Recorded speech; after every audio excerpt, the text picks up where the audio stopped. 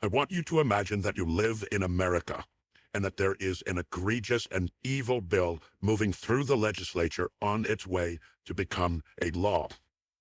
Imagine that this bill will enshrine the worst thing imaginable into law for the foreseeable future.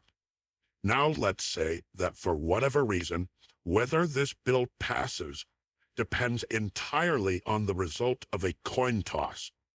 Flip a coin. If it lands heads, then the law passes. If it lands tails, then the law fails. You cannot change the law. You cannot change the coin. You can only change how the coin is flipped. Either the coin is flipped once to decide for the entire country, or the coin is flipped once per state to decide for each individual state if that bill should become law. Whichever you would decide to do, keep your choice in mind. We'll come back to it later.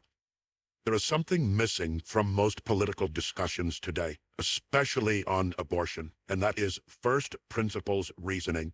First principles are the most basic facts that we believe about the world. They're the bedrock truths upon which we build our arguments, and abortion is a perfect example of what happens when people do not agree on the same foundational truths.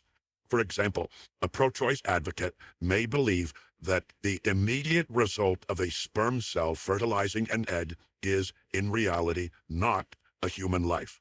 A pro-life advocate may believe that same fertilized cell is, in reality, a human life.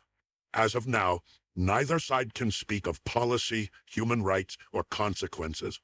To do so would be just as unproductive and confusing as one tennis player saying to the other, "You hit the ball out of the court, that makes the score 15-all."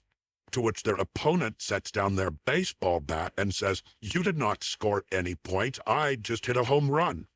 Both participants must agree to a common base of facts to abide by, and in this case, which sport to play. And as long as the parties adhere to differing facts, discussion or debate will rarely result in a meeting of the minds and instead becomes a shouting match between two people completely failing to understand the other. Which brings us to a far more important question. What do we do politically when a society cannot agree on the most basic moral facts? The answer is federalism. Federalism is a system of government that deliberately divides political power across multiple levels so that no single authority can impose its will on an entire nation in the absence of overwhelming consensus. For example, most political power would reside at the state level, reserving federal laws for only the most agreed upon issues.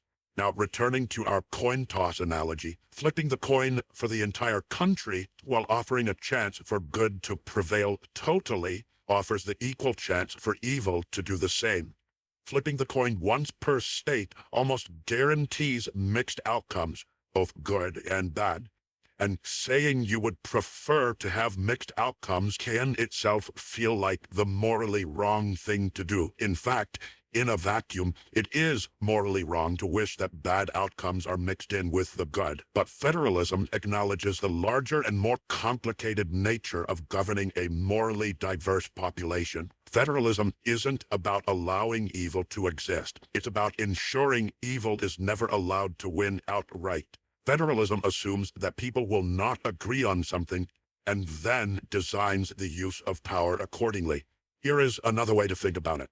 There's a version of the Uno card game where you can write your own role on a card, and I imagine that as a kid, I would have thought, what role will make me win? So I would probably write something like, give half your cards to someone else.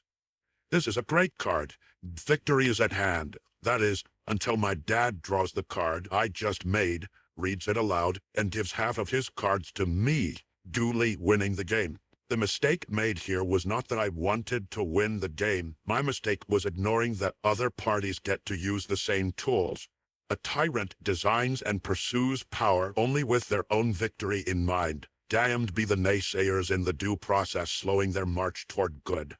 This brings us to the 1973 Supreme Court ruling on Roe v. Wade. The Supreme Court essentially federalized abortion by declaring it a constitutional right, thus removing it from state-by-state decision-making.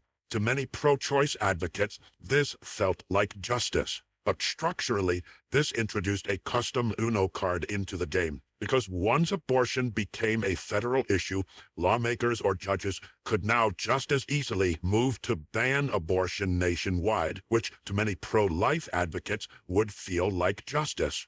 But the overturning of Roe v. Wade was not a nationwide abortion ban. It returned the decision of abortion back to the states, exactly where deeply divided moral questions belong. You might ask, what about the women in states banning abortion? Or what about the unborn children in states allowing abortion?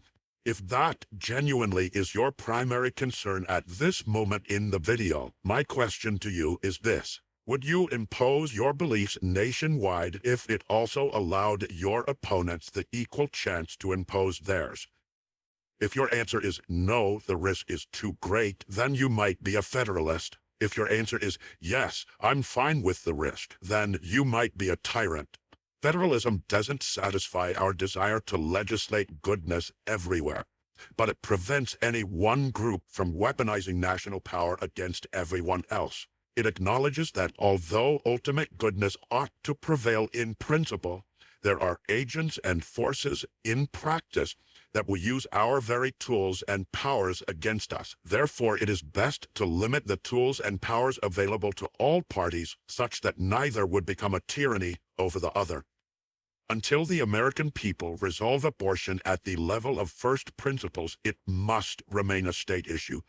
Not because abortion is unimportant, but because it is far too important to excuse unchecked power.